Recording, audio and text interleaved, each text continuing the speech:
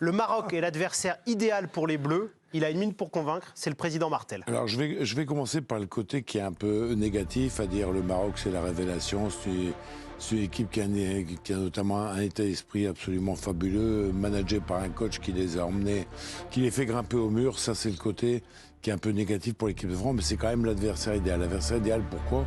Parce qu'ils sortent quand même de plusieurs matchs qui sont extrêmement compliqués. Premier point, ils ont laissé beaucoup de force, notamment sur leur qualif en quart, mais aussi sur les matchs précédents. Et deuxièmement, ensuite, ils ont quand même quelques doutes et quelques joueurs blessés, voire suspendus, notamment le joueur qui est rentré à la 70e minute, je ne sais plus son nom, qui a été expulsé. Et ils ont 2-3 joueurs qui sont incertains. Et donc, à partir de là, ça peut être quand même une chance pour l'équipe. Alors après, ce qu'il faudrait pour l'équipe de France, c'est que l'équipe de France marque assez vite. Si elle marque assez vite, ça change un peu les donnes, parce que cette équipe, elle a toujours joué en ayant soit un score de parité, en ayant soit ouvert le score. Et quand elle ouvre le score avec son système défensif et l'énergie qu'ils mettent dans les duels, ils sont très dangereux. Merci beaucoup, Président Martel. C'était une très bonne minute pour convaincre. Pour les incertitudes, Gervais, c'est Romain Saïs qui est incertain. Naïef Aguerd est d'ores et déjà forfait. Il était déjà forfait pour le match face au Portugal. Si vous pensez que le Maroc est l'adversaire idéal et que donc Gervais Martel vous a convaincu, vous votez oui sur le compte Twitter de l'équipe du soir. Si vous êtes en désaccord avec le président, bien évidemment, vous votez non. Je vais redemander un habillage à la Nabil Djellit, puisque c'est lui qui a choisi la musique de cet habillage. Est-ce que le président Martel vous a convaincu, Ludovic Obraniak? Excellent Martel, mais je reste sur mon... Ok, Guillaume? Non. Non. Nabil? En partie. En partie. Pierre? En partie, mais non. En partie, mais non. Je vais aller voir Ludo. Il a été bon, mais il n'est pas prêt. Bon. Non, parce que ces arguments peuvent faire mouche, à condition de regarder ce qui s'est passé au moment où sont sortis Saïs, au moment où sont sortis Aguerd. C'est-à-dire que moi, je n'ai pas vu une baisse significative au moment où ces joueurs-là sont sortis. Les remplaçants, ceux qui ont été amenés à prendre la succession, ont joué plus d'une demi-heure, plus d'une heure, dans des matchs où il y avait une pression terrible. Donc ils ont tenu leur rang. Et puis, je sais pas, ils sont habités par une force qui sort de nulle part. Ils changent de catégorie, le Maroc. C'est-à-dire que là, on ne peut plus regarder le Maroc sous le prisme d'une bonne équipe. Ils peuvent être fatigués quand même? C'est possible, mais tu quand peux plus le regarder quand tu gagnes, il paraît que tu récupères beaucoup plus vite. Oh, ils sortent d'un groupe, ils sortent premiers avec la Belgique, la Croatie. Ah ouais. Ils éliminent l'Espagne. Mais encore une fois, parce que moi, on peut me dire ce qu'on veut, le Maroc défend bien. Mais le Maroc contre-attaque super bien. S'il y a but contre l'Espagne, tu parles du numéro 21, je ne sais plus son nom. Il a deux occasions contre l'Espagne où il doit les mettre. Et contre le Portugal, ils sont à deux doigts avec le coup franc de Ziyech et sur la dernière contre-attaque avec Abouklal, le joueur de Toulouse, de peut-être doubler aussi la mise. Donc c'est-à-dire que cette équipe, elle ne fait pas que subir. Elle est déjà très très bonne défensivement. On l'a dit, pas de but encaissé quasiment, si ce n'est un but contre son camp. Il va falloir qu'on bataille quand même. On n'a pas une équipe... Allez-y, Guillaume. C'est pas n'importe qui en face. Je ne vais pas comparer la Coupe du Monde à la Coupe de France, une compétition qu'on adore, mais ça me fait penser à un petit poussé, qu'en sort un, qu'en sort deux, qu'en sort trois, qui est habité, qui a peur de rien. Les joueurs se transforment, se transcendent. Je ne dis pas que les joueurs du Maroc sont des joueurs de petit niveau, mais... Non mais c'est une surprise, il faut le dire, c'est pas irrespectueux que de dire ça. C'est une surprise monumentale et ils ont réussi leur Coupe du Monde, ils sont dans l'histoire, mais ils veulent aller au bout et ils sont capables de tout casser, de tout détruire. Ils ont quand même sorti le Portugal qu'on voyait tous après la démonstration contre la Suisse comme un espèce d'épouvantail, offensivement c'était monstrueux, même sans Ronaldo, et là... Cette équipe n'a pris qu'un but depuis le début de la compétition. Je trouve ça hallucinant. Un but, c'est énorme. C'est énorme. On rappelle que c'est un CSC. Par rapport à ce que vous dites... Qui ne pourra pas remarquer. Non. Par rapport à ce que vous dites, tout à l'heure, il y avait Mustapha Hadji dans l'équipe de Grec présentée par Karine Galli. Et il parlait de ça justement, Nabil. Il disait la Coupe du Monde est déjà réussie pour le Maroc. Ils jouent sans pression. Ils prennent énormément de plaisir. Est-ce que pour vous, le fait d'être relâché, de ne pas avoir peur, est-ce que c'est un avantage énorme pour le Maroc? Parce que finalement, la pression, elle est sur la France, sur cette demi-finale. Oui, la pression, elle est sur la France, mais après, les Marocains, c'est des compétiteurs. Et quand tu arrives à ce niveau-là de la compétition, mais évidemment, pourquoi pas toi? Je veux dire, il y a 4 équipes, il y a encore 4 équipes. Il te reste 2 matchs. Que tu me l'expliques par A plus B, chaque joueur marocain... aujourd'hui, se dit qu'il peut être champion du monde. Et, ils l'ont dit d'ailleurs, Nabil. Clairement. Et je veux dire, quand tu prends un but sur 5 matchs, quand tu joues la Belgique, demi-finaliste, la Croatie, dernier finaliste, le Canada, meilleure équipe de la zone Amérique du Nord, devant les États-Unis, mais CONCACAF, désolé. T'enchaînes sur l'Espagne et ensuite tu sors le Portugal de Cristiano Ronaldo. Bon, bah, en fait, t'es invité à la table des grands, quoi. Donc, le parcours qui continue. C'est le plus beau parcours. Tu n'as rien volé. Tu mérites ta place. Donc, si t'es là, c'est tout sauf un hasard. Maintenant, l'équipe du Maroc, elle s'est construite, elle a gagné de la confiance match par match. Moi, je dis avec un peu d'humour, tu peux monter n'importe quelle équipe. C'est un fourgon blindé. Personne n'arrive à rentrer, quoi. C'est incroyable, défensivement. C'est incroyable. Et Ludo a dit un truc que moi, qui aussi m'a. Pas que je suis spécialiste, je le suis un peu, mais il y a un truc, moi, qui m'a impressionné chez le Maroc. C'est quand des joueurs importants sont sortis. Face au Portugal, il y a 50% de la défense qui n'est plus là. Il y a Ziyech qui sort aussi rapidement. Attends, au 11 de départ, Mazraoui, Bayern de Munich, il n'est plus là, il met un défenseur du WAC Casablanca. Tu pourrais être en panique. Bien sûr. Ok, non mais tu l'es pas, parce que lui transmet un truc. Ils sortent Aguerd, qui est exceptionnel depuis le début. Ils mettent Ali Amik, ok, qui joue en Espagne. Mais bon, Aguerd c'est au-dessus. Et même comme ça, les Portugais, ils auraient pu continuer pendant 3 jours. Et ils n'ont pas trouvé la solution. Donc, alors, le truc que dit Gervais, sur lequel moi je peux être d'accord avec lui, c'est vrai qu'au bout d'un moment, eh ben, il y a de la fatigue qui s'installe. Il y a une flamme d'usure. Mais j'en discutais tout à l'heure avec un ancien international marocain. Qui a évolué du côté de FC Metz. Je sais que ça fera plaisir à certains ici dans la régie. Et il m'expliquait que, moi je lui disais, bon, la fatigue et tout. Après, bon, j'en parlais tout à l'heure en première partie. Bon, les Marocains, ils ont un gros cardio. Tu peux un peu dans leur joueur, hein. Hassan Kachloul, j'ai dit, non? Non, tu l'as pas dit. Ah ouais, désolé, Hassan Kachloul, qui est passé par Southampton. Premier Marocain, je crois, qui a joué en Première Ligue, d'ailleurs. Très beau joueur. Ouais, qui a joué dans le même club que toi. Mais il m'expliquait les courses que faisaient les Marocains, en fait. C'est des courses souvent, sauf ceux qui se projettent, mais souvent dans leur camp, et chacun dans une zone. Donc c'est pas épuisant autant qu'on pourrait l'imaginer, parce qu'on les voit subir. Il y a ce que nous, on voit, le fait qu'ils subissent, et il y a ce qu'eux, ils gèrent en termes d'espace. Donc, fatigue, oui et non. Et moi, ce qui me bluffe, et je leur dis encore une fois, c'est qu'ils ont 11 joueurs très bons. Et quand ils rentrent des remplaçants, c'est pas le banc du Brésil, c'est pas le banc de la France, c'est pas le banc du Portugal, c'est pas le banc de l'Angleterre. De toute façon, Portugal, Brésil, Angleterre, les gars, qui étaient les 3 plus gros bancs, ils ont été éliminés. Voilà. Et les gars, ils reprennent présent. Donc voilà. Mais je me dis que c'est un cadeau pour personne, en fait. Nabil, dans les coups durs que vous évoquez, on peut aussi rappeler que lors du match face au Portugal, Romain Saïs doit quitter ses partenaires et qui tiennent malgré tout. Je vous propose d'écouter un extrait.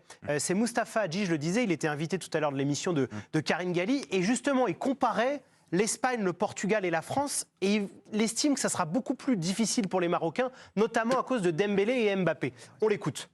Comme même le Portugal, même l'Espagne, ils n'ont pas de joueurs sur les côtés comme Mbappé ou Coman ou Dembélé qui percutent. Et c'est là que peut-être on va peut-être pêcher.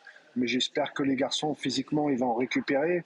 Parce que pour défendre sur un Mbappé ou un Dembélé ou Coman sur les côtés, il va falloir être frais physiquement.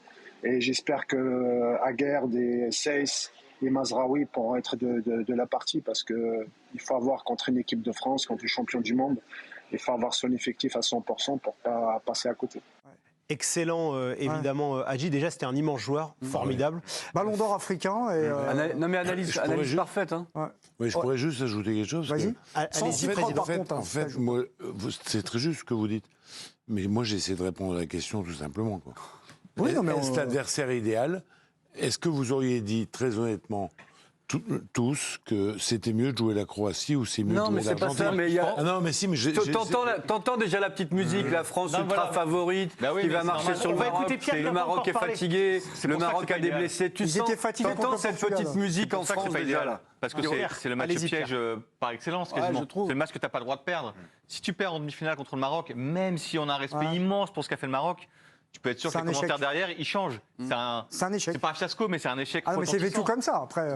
On se posera la question, justement, si la Coupe du Monde des Bleus est réussie. J'aimerais simplement qu'on revienne sur ce que nous dit Mustapha Hadji, parce que j'ai l'impression, et c'est pour ça aussi le sens de la question, sur le côté, est-ce l'adversaire idéal, Ludo? J'ai l'impression que ces Bleus-là, par rapport à ceux de 2018, sont plus à l'aise lorsqu'ils doivent faire le jeu. Vous trouvez pas Déjà, tu as des mecs de métier dans des postes clés. Mbappé, il adore être sur son couloir. Dembélé, il adore être sur son couloir.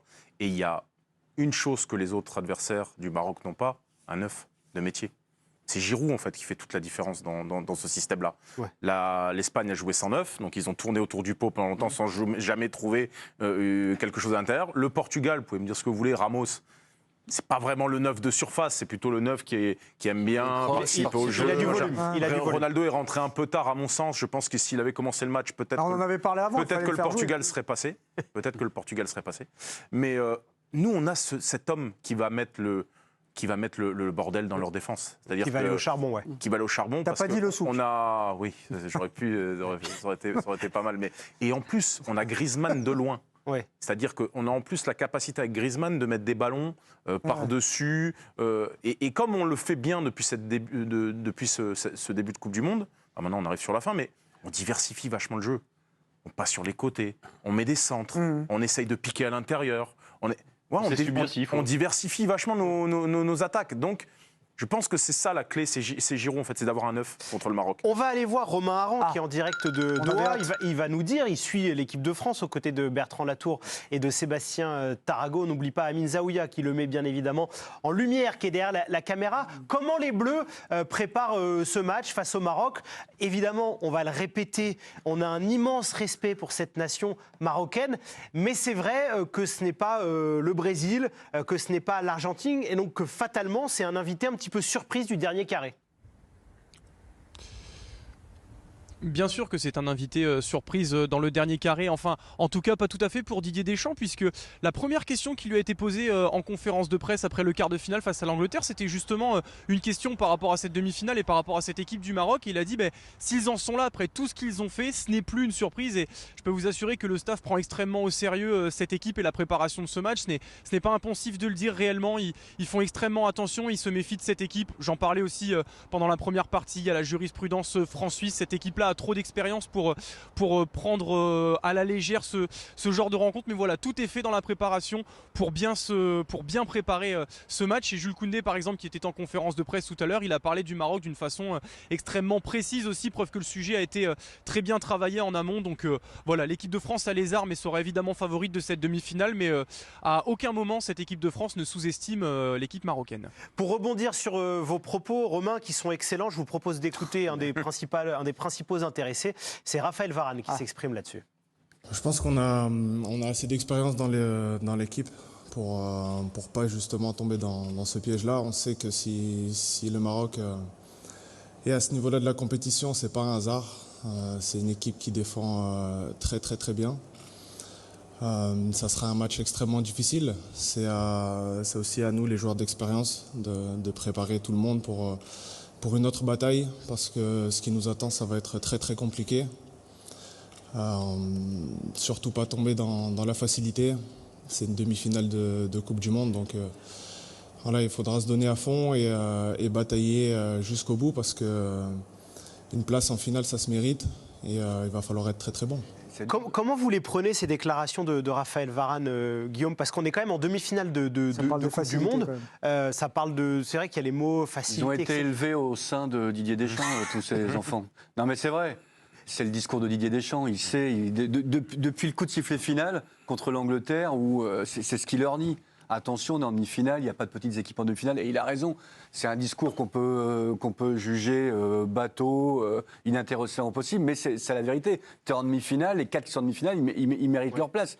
Et le Maroc est une équipe ultra dangereuse, ultra complexe, parce que pas beaucoup d'occasions, mais... Clinique. Assez clinique, ça fait mal quand ça sort. Un but encaissé. Et encore une fois, un but encaissé. Gervais, vous avez été président, vous avez eu des succès avec le RC Lens. Quand on a, mais bon. Ah non, immense. Il a été champion. Vous avez les cartons, je vous rappelle. Tout à l'heure, je vous rappelle. Ça rend close. Non mais comment on prépare ces rencontres-là quand on est ultra favori, qu'on a avancé dans une compétition?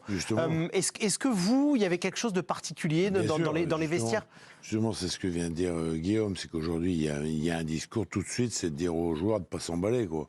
C'est pas parce qu'ils ont gagné un match en quart ou en huitième que la coupe est ramenée. Donc à partir de là, on leur demande beaucoup de prudence, quoi. Et c'est ce qu'a fait Varane, évidemment, en liaison avec la position de Deschamps. C'est une demi-finale de Coupe du Monde, donc c'est pas parce que c'est le Maroc qu'on ne doit jamais, qu'on ne doit pas sous-estimer, que l'affaire est finie et qu'on va la finale. Nabil. Non, mais ce qui va se passer, c'est que chaque minute qui vont s'égrener, on va voir si les Français, émotionnellement, ils sont plus forts que les Portugais et les Espagnols. Et c'est ce que je pense.